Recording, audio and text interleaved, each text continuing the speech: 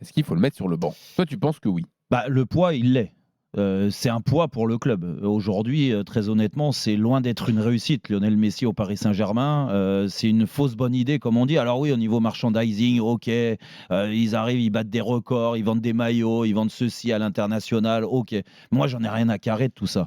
En fait, moi, ce que je veux, et ce qu'on veut tous, quand on aime le foot, c'est de voir une équipe du Paris Saint-Germain qui est spectaculaire, qui nous fait plaisir avec les moyens du bord. Et les moyens, ils sont du bord, ils sont très, très élevés, hein. Il y a quasiment illimité ces moyens-là. Donc, et quand tu récupères des joueurs comme Lionel Messi au mois d'août, eh ben oui, t'attends à ce que ils te fassent, parce que c'est des joueurs qui, tu te lèves de ta chaise, tu regardes les matchs de foot pour voir les actions, les contrôles, la percussion, l'invention des passes. Moi, j'aime bien dire ça, la finition, parce que ces joueurs-là sont hors normes et lui est hors norme. C'est le meilleur joueur, peut-être toute génération confondue, que le football ait connu. N'empêche que moi, j'en ai marre d'entendre les gens. Ils disent mais vous pouvez pas critiquer Lionel Messi. Et vous êtes qui pour critiquer Lionel Messi? Leonardo disait qu'on ne comprenait rien au foot oui, si on d'accord, critiquait ok. Messi. Bah oui, mais nous on comprend rien à son plan et ce qu'il veut mettre en place depuis 2 ans. On peut lui renvoyer la balle et qu'il vienne là et puis il nous expliquera pourquoi Lionel Messi c'est une bonne idée sur le terrain.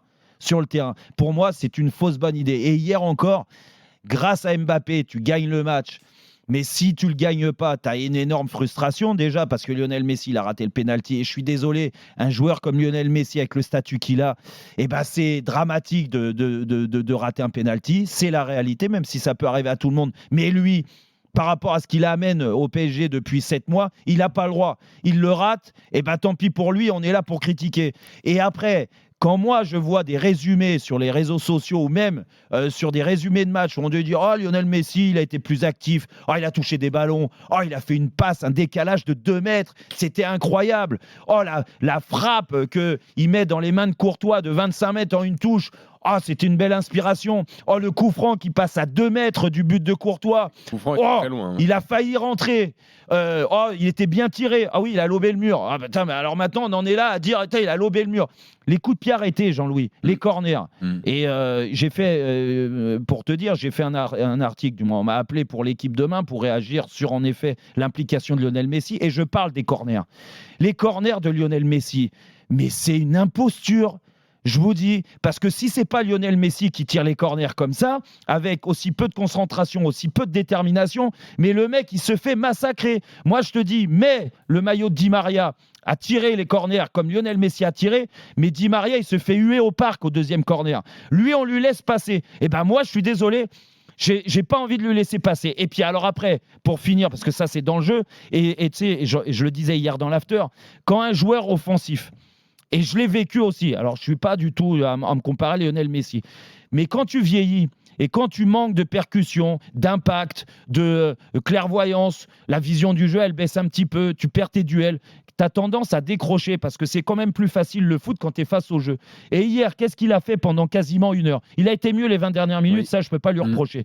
Mais pendant un peu plus d'1 heure, il a fait que du décrochage. On avait l'impression que c'était un milieu relayeur, voire un milieu récupérateur. Mais Lionel Messi, à 50 mètres du but adverse, j'en ai rien à carrer, moi. On ne le prend pas pour faire ça. Et c'est pour ça que je te dis, c'est un poids pour l'équipe. Parce qu'à l'arrivée, tu es dangereux que comment hier?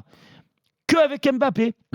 La percussion d'Mbappé. Et normalement, quand tu as un autre attaquant, eh ben, c'est Lionel Messi. Il doit être percutant, il doit rester là dans la surface, occuper une place importante, comme il le faisait à Barcelone. Aujourd'hui, il n'en est pas capable. Donc, s'il n'en est pas capable, eh ben, bien sûr que quand Neymar va revenir, et si Neymar est en pleine force, à toutes ses forces, il va être titulaire dans cette équipe, eh ben, j'ai pas envie que Di Maria paye le retour de Neymar avec le fait de mettre Messi en tant que titulaire. Voilà ce que je pense. Et puis après, il y a, et je donne la parole à Manu et à Pascal parce que j'étais un peu long, il y a aussi son attitude. Et Manu t'en parlait tout à l'heure, le body language,